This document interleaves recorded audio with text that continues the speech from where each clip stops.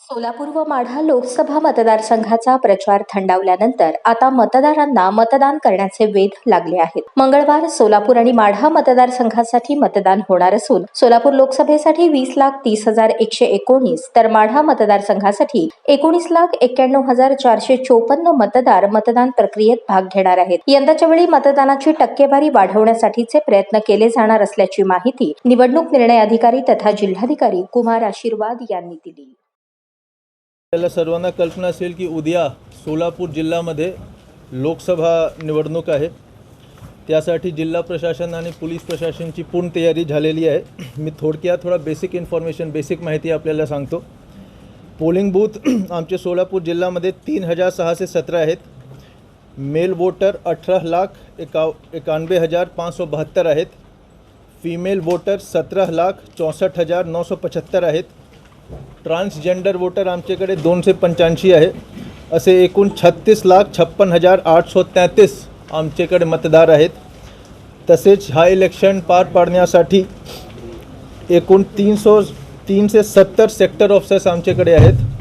तसेच 16,216 पोलिंग अधिकारी आणि कर्मचारीची नियुक्ती केलेली आहे. 460 बसेस, 96 मिनी बसेस आणि 978 जीपची आमची नियोजन आहे. यामार्फत सर्व जे पोलिंग पार्टी आहेत त्यांना मी डिस्पॅच सेंटरवरून पोलिंग बूथ पर पोहोचण्याची आमची तयारी आहे. आज सर्व मतदारसंघ विधानसभा मतदारसंघमध्ये डिस्पॅच सुरू आहे. पोलिंग पार्टीज ऑलरेडी तिथे पोहोचले आहेत आणि 12-1 वाजेपर्यंत ते लोक तिथून निघतील आणि 4 वाजेपर्यंत पोलिंग बूथवर पोहोचतील.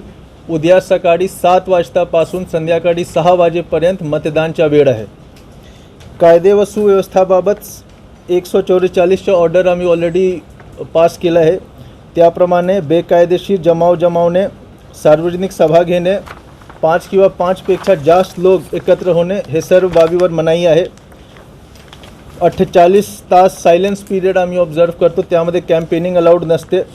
तसेच आमचे जे 48 FST 49 SST हे सर्व टीम्स ऑलरेडी कार्यान्वित आहेत. त्यांना सांगितलं आहे की लास्ट 48 आवर्समध्ये जे प्रोटोकॉल आहे त्याप्रमाणे सर्व मंगल कार्यालय जिथे जिथे पार्टी होत आहे, लग्न आहे, हे सगळे जगत त्यांना जाऊन तपासणी करायची की कुठल्याही प्रकारच्या गिफ्ट किंवा कॅश डिस्ट्रीब्यूट तर नाही होत. याबद्दल सर्व FST आणि SST त्याप्रमाणे त्यांनी कारवाई सुरू केलेली आहे. आमच्याकडे जवळपास 80 एरिया डॉमिनेशन मार्चेस आहेत. त्यामध्ये जे CAPF आहे, सेंट्रल आर्म्ड पोलीस फोर्स, आणि आमच्या जे लोकल पोलीस आहे त्यांच्यासोबत 80 एरिया डॉमिनेशन मार्चेस झालेली आहेत. आमचा जे हेल्पलाईन नंबर आहे 1950 तो पण ॲक्टिव्ह आहे. सी विजिल पण ॲक्टिव्ह आहे. तसेच आमच्या सीझनमध्ये आम्हाला यावेळी मोठा यश भेटलं आहे. टोटल 2.5 लाख लिटर लिकर सीज झालेले आहे. तसेच ड्रग्स पण सीज झालेले आहे. 29 लाख कॅश पण सीज झालेलं आहे. लिकर, ड्रग्स आणि कॅशच्या जे सीजर आहेत ते एकत्र करून जवळपास 2,40,40,00,000च्या सीजर झालेले आहेत. आता हा एक बेसिक माहिती झाली.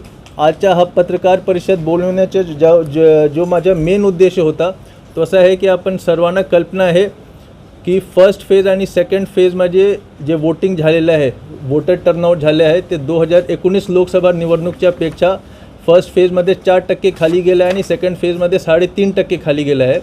याचं जे मुख्य कारण आहे तो हीट वेव्ह आहे. यासाठी हीट वेव्हवर मात करण्यासाठी आम्ही आमचे पोलिंग बूथमध्ये बरेच प्रकारची सुविधा उपलब्ध करून दिला आहे. आमचे प्रत्येक पोलिंग बूथमध्ये ड्रिंकिंग वॉटर पर्याप्त मात्रामध्ये उपलब्ध आहे. प्रत्येक पोलिंग बूथमध्ये आम्ही 30 ORSच्या पॅकेट पण उपलब्ध करून दिला आहे. यावेळी आम्ही एक नवीन प्रयोग केला आहे. ग्रामीण भागमध्ये आणि बरेच जागा शहरी भागमध्ये जे पोलिंग स्टेशन लोकेशन असते त्यामध्ये 1 किंवा 2 क्लासरूमला आम्ही बूथ म्हणून वापर करतो. बाकी जे क्लासरूम असते तो मोकळे असते, ते रिकामी असते. आम्ही सर्व पोलिंग पार्टीला सूचना दिली आहे की जर तुमच्याकडे 3-4 किंवा 2 क्लासरूम, तुमच्याकडे काही क्लासरूम जर मोकळे असतील, रिकामी असतील, तिथे जे वोटर येणार आहे, जे मतदार येणार आहे, तिथे त्यांना बसण्याची सुविधा करा आणि त्यांना टोकन सिस्टम द्या.